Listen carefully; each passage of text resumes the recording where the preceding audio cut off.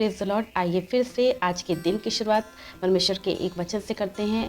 आज का टॉपिक है क्षमा की शर्तें। जब हम परमेश्वर से क्षमा चाहते हैं तो उसके लिए कुछ शर्तें हैं।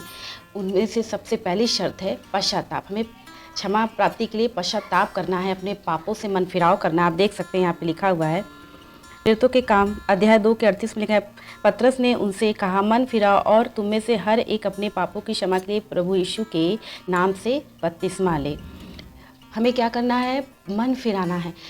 यदि हम चाहते हैं कि प्रभु हमें क्षमा करे, हमारे पापों को क्षमा करे, क्योंकि जब तक हमारे पाप क्षमा नहीं होंगे तब तक हमारे पाप हमारे सामने बने रहेंगे, और जब तक हमारे पाप हमारे सामने होंगे तब तक हम ईश्वर के साथ संपर्क में नहीं जुड़ सकते, क्योंकि हमारे पाप परमेश्वर और हमारे बीच में एक दीवार है। तो यदि हम चाहते हैं कि हम प्रभु से जुड़ जाएं तो उसके लिए सबसे पहले हमें अपने पापों को अपने आप से दूर करना है, अलग करना है, और ये कार्य हम खुद नहीं कर सकते। जितने भी हमने पाप किए उसके लिए गिड़गिड़ा के परमेश्वर से क्षमा मांगना है, फिर से उन पापों को दोहराना नहीं है, और अपने मन को पापों से हटाना है, बुराइयों से हटाना है, तमाम प्रकार के उन बातों से हटाना है जिससे परमेश्वर घृणा करते हैं। दूसरी शर्त है, आप देख सकते हैं विश्वास। आप देख सकते हैं लूका अध्याय 7 का पद संख्या 50, तेरे विश्वास ने तुझे बचा लिया।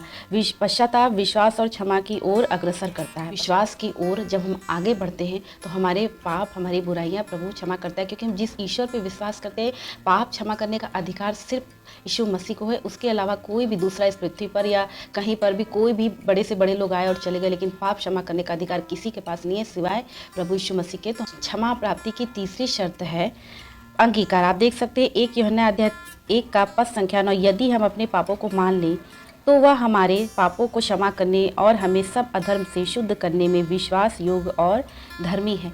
यदि हम अपने पापों को मान लें, ईश्वर के सामने अंगीकार कर लें, एक्सेप्ट कर लें कि हाँ प्रभु, हम कन्फेस करें कि हाँ प्रभु हमसे पाप हुआ है, हमसे गलतियाँ हुई हैं, हमें अंगीकार करना है, एक्सेप्ट करना है कि हाँ हमसे गलती हुई है, प्रभु हमें क्षमा कीजिए। क्योंकि जब तक आप एक्सेप्ट नहीं करेंगे, जब तक आपको एहसास नहीं होगा कि आपसे गलती या अपराध या पाप हुआ है, तब तक आपका, देखिए, परमेश्वर हृदय जांचता है आपके हृदय में क्या चल रहा है, आपके मन में क्या चल रहा है, क्या आप सच्चा पश्चाताप कर रहे हैं या दिखावे का पश्चाताप कर रहे हैं, ये सिर्फ ईश्वर जान सकता है। तो अगर आप हृदय से स्वीकार करते हैं, वाकई में आपको अपने अपराधों पर, गलतियों पर पछतावा हो रहा है, और आप अपने मुख से ईश्वर के सामने सच्चे दिल से अंगीकार करते हैं, मैं फिर से एक बार वचन पढ़ना चाहूँगी, यदि हम अपने पापों को मान लें, यानी हमसे जो भी गलती हुई है वो हम, अब जो भी हमसे अपराध हुआ है वो हम ईश्वर के सामने मान लें, तो वह हमारे पापों को क्षमा करने और हमें सब अधर्म से शुद्ध करने में विश्वास योग्य एवं धर्मी है। प्रभु विश्वास योग्य धर्मी है कि वो आपके कितना बड़ा से बड़ा पाप क्यों ना हो, प्रभु उन पापों को क्षमा कर देंगे। लेकिन एक शर्त है कि आपको एक्सेप्ट करना है, अपने मुंह से अंगीकार करना है, कन्फेस करना है ईश्वर के सामने कि हाँ मुझसे अपराध हुआ है। यदि आप दूसरों को क्षमा नहीं करेंगे तो ईश्वर भी आपके अपराध को, पाप को क्षमा नहीं करेगा। आपको भी दूसरों को क्षमा करना है। यदि आपको किसी ने दुख पहुंचाया है या जाने अनजाने में किसी ने आपको तकलीफ पहुंचाई है, आपसे जुड़े हुए बहुत से ऐसे लोग होंगे जिन्हें क्षमा करना बड़ा कठिन होगा, मुश्किल होगा, क्योंकि उन लोगों ने आपके साथ अच्छा व्यवहार नहीं किया होगा। लेकिन हमें ये याद रखना है कि हमने भी बहुत से अपराध, पाप, गलतियाँ की हैं। यदि हम उनके अपराध को, पाप को क्षमा नहीं करेंगे तो फिर हम परमेश्वर से कैसे उम्मीद रख सकते हैं कि प्रभु भी हमारे पाप को क्षमा करेंगे। तो इसी अध्याय 4 के 32 में लिखा है, और एक दूसरे पर कृपालु और करुणामय हो, और जैसे परमेश्वर ने मसीह में तुम्हारे अपराध क्षमा किए, वैसे तुम भी एक दूसरे के अपराध को क्षमा करो।